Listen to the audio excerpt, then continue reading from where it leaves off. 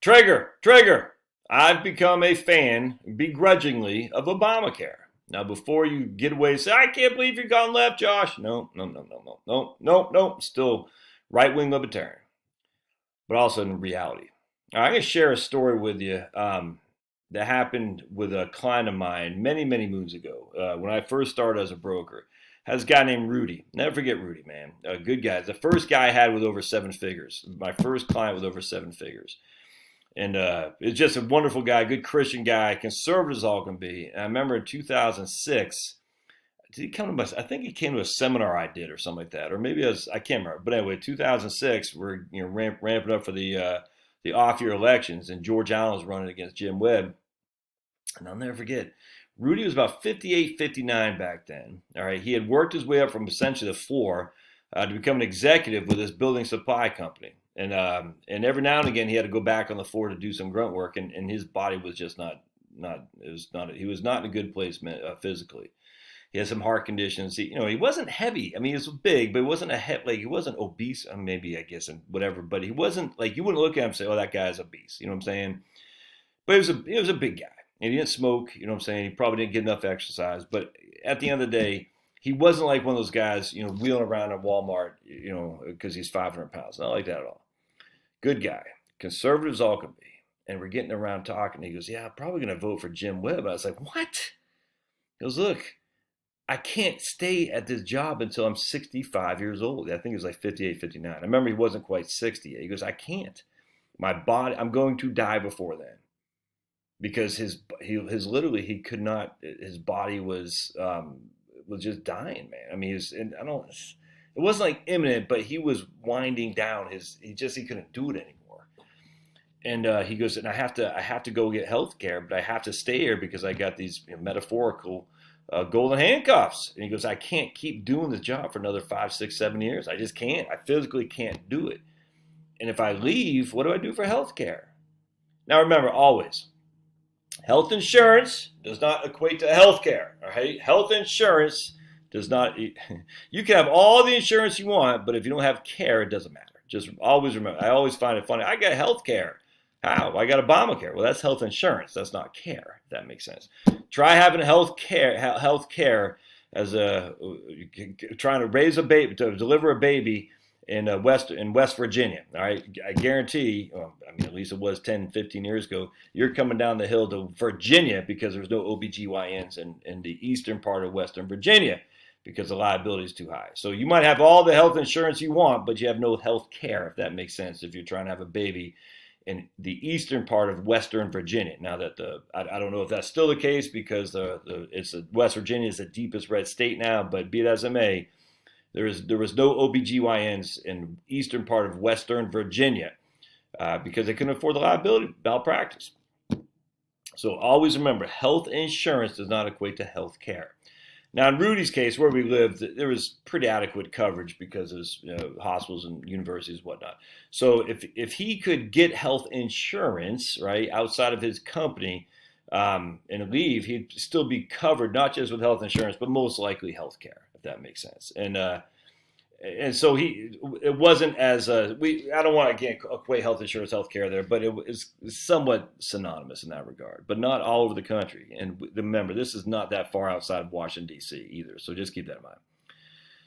Anyway, and I remember in 2006, after the 2006, when the Democrats did pretty well, George Allen lost, the macaca moment on YouTube. I'd never heard of YouTube and other things. And the Democratic wave was building up for 2008. But I'll never forget in the run up to 2008 with Obama, I'll never forget Nancy Pelosi saying, how would your life be different if you didn't have to worry about health care? What would you do as opposed to staying in your crap little job? Now, she didn't say crap little job, but it was such a good argument. I was like, Nancy, why don't you? But then, they can't. They have to have this false dichotomy of left versus right. Left is good, right is bad. Right is good, left is bad at all times. But it was such a good argument. I remember Rudy.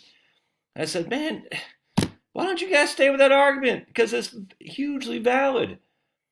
But what Nancy didn't say, Chuck and Nancy, what Nancy didn't say, and what I know, because I've been in this business for so long, the vast majority of us, we don't actually need health care to the extent that you are told.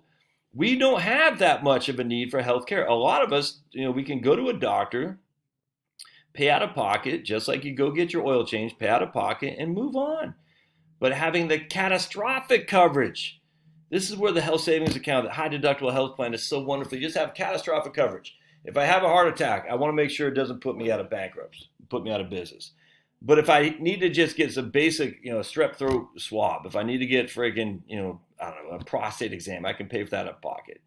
If I have something significant though, that's a $10,000 deductible. It doesn't have, I'm telling you right now, the issue is that we've been trained to think, oh my goodness, if you don't have health insurance, you're going to be living in a van down by the river turning tricks for $50 for some ramen noodles. It's just not true.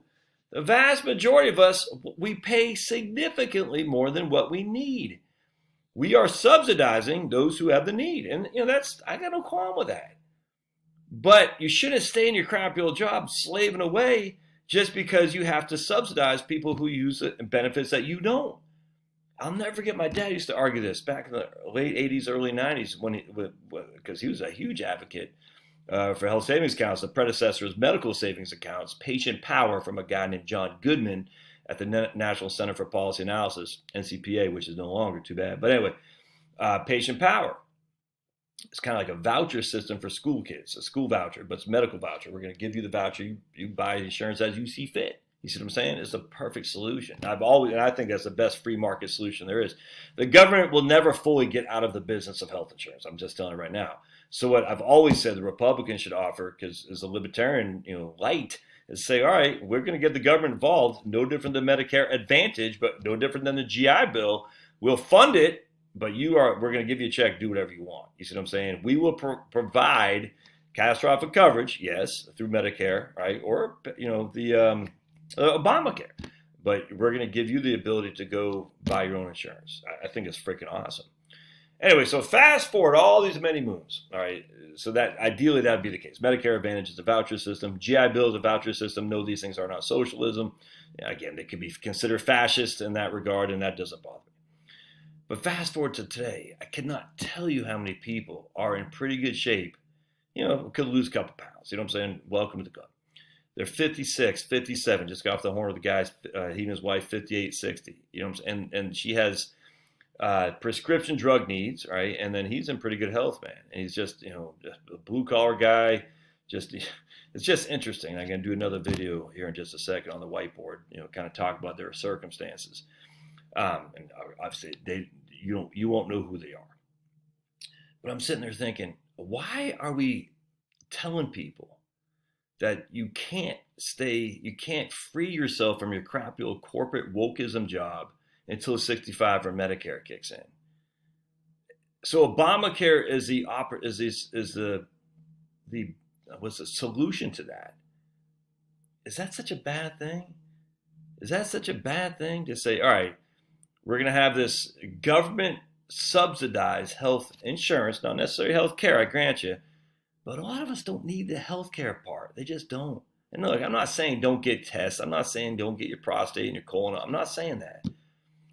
I'm just saying some basic catastrophic coverage, the primary care physician, that you pay for the bulk on the front end, and then if it goes above a certain threshold, $5,000, $10,000, which it probably won't most years, the insurance kicks in. That's like the perfect quasi free market solution, the best we can get. And Obamacare allows that. It allows it. It says, look, you're probably, they don't say this, but I do. You, my friends, are probably not going to need significant health care. But if you do, isn't it nice to have the catastrophic coverage with the pre-existing conditions already put in there? And the answer is yes. And as such, Obamacare is there for you. Pre-existing coverage. The catastrophic, the premiums might be high if you're making money, and then, so you got to do some tax planning, right? Huh? Not that hard to do. But if you're not making that much money, maybe the median income, household income in the U.S. is about $60,000, $65,000. You're married, filing jointly. You're below 400% of the poverty level. Your premiums ain't gonna be that much because it's subsidized. Is that the worst thing ever happened? You've already paid all that taxes into it. You've already paid your premiums into health insurance for many, many years. Have you actually used it? Have I used it? A lot of men don't, which is why they die early, because they don't go and get the various exams they need to. It doesn't matter. Facts are, we're still paying for it. We're still paying big bucks. So for you to sit there and say, okay, I'm 58 years old, my man Rudy, I'm 59, I have pre-existing conditions. I cannot leave because I got some heart. I can't really. I think he has some heart issues. You know what I'm saying? I got high blood pressure, something like that. Yeah, he could probably stand to lose weight. I get you. Some personal responsibility, 100%. It's hard to do that when you work some crap little job that's grinding you, though. It's hard to say now. Once you're done with the crap little job, go run 3 miles. Yeah, you can watch what you eat. I get you. Watching what you eat is harder to do than you think. I can do it because I work from home. But if I had to freaking work, commute, and all that. It's easy just to go pick something up at Chick-fil-A on the way home. It's easy. So what is the solution? Well, the solution is to free yourself, go on Obamacare, just watch your income, so that way you can qualify for the subsidies and leave your crappy little job and then go do something you want to do. That's how I've come to like Obamacare. I wish it better. I wish we didn't freaking eliminate private insurance. But I mean, the facts are, man, that ship has sailed. That ship has sailed. I actually like what a couple folks in Mexico had told me, that there's basically 2 things in Mexico. One is a private where you can pay a premium, have better quality care. The second is a public choice where just anyone, indigent people, whoever doesn't want to pay for the higher quality care can at least be seen. Now it's going to take forever, like in Canada. The Mexico way might be the way to go. Canada's nuts. I mean, it's like you have to come to America to be seen. They got the free health insurance, but good luck getting seen up there. Here we have, what the hell do we have? I don't know. In Mexico, it seems like that might be the best bet. They have the free coverage for people who don't want to pay more, but then they have the premium coverage if you want to pay more. And I think that's the way to go. You got a public option, and then you got the premium stuff for people who want to pay more.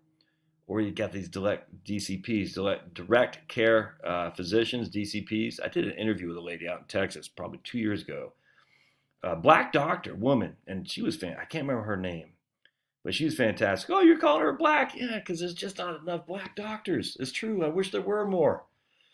Oh, the level of talent we're wasting in this society oh my goodness, it just kills me. But she was a woman, a black woman, a doctor in the Fort Worth area. I forgot her name, but she was fantastic. And she was a DCP, direct care physician. You just pay a monthly fee. And you get your basic direct care, primary care stuff provided. And if you needed to go to hospital, they arrange all that. You pay some out of pocket, but it frees you from the need.